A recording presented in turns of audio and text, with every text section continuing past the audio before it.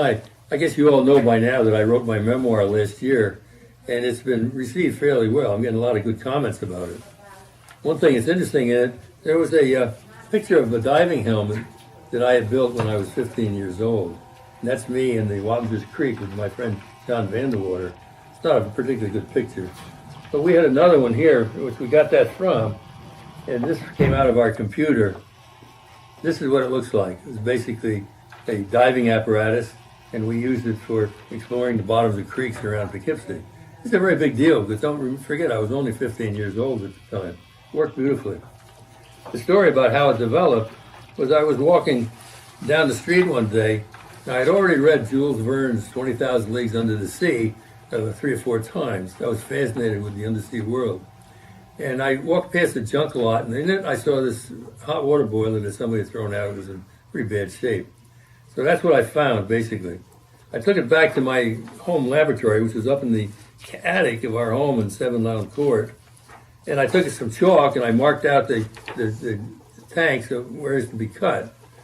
I took it to Mr. Weldy. That was Weldy the Welder. This is a real name, though. You can't make this kind of stuff up. He was a friend of my father's. And my father, incidentally, had died the year before. And Mr. Weldy saw what I was doing and got interested in it. So he cut this out with an acetylene torch for me. And we got the frame made that way. Then what we did, I took a piece of cardboard and I cut it to make a breastplate. Now this is the part that fits down over the chest with the head going through. And we bent it up so it would fit in here.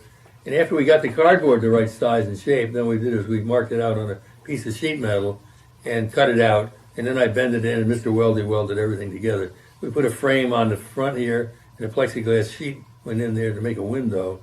Inside, we had an earphone and a microphone, so I could talk to the people up on the surface, an inside telephone.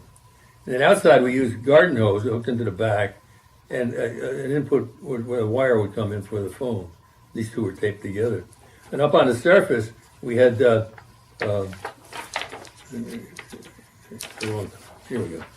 Up on the surface, we had a couple of bicycle pumps going, and those were pumping the air down to us. It worked very nicely, and we used it for a couple of years exploring the creeks and rivers around the Poughkeepsie area. Finally, when I was at Syracuse, I gave it to one of my fraternity brothers, and we've lost track of it. I don't know where it went or where it's been. They probably threw it out. I'm sorry I didn't keep it because it was one of my great triumphs at that age. And so I'm very pleased with it. So at least you'll know what a 15-year-old can do when he's devilishly interested in doing something. And that was a big thing in my life. Now, I was hard hat diving before the aqualung was invented. So when the aqualung came along, it was a perfectly natural thing for me to get into that and start diving. And next month I'll be down in the Caribbean for a week, doing 3 dives a day, and I'm still managing to do that sort of thing. I thought you'd find the story interesting. Good luck. Read the rest of the book.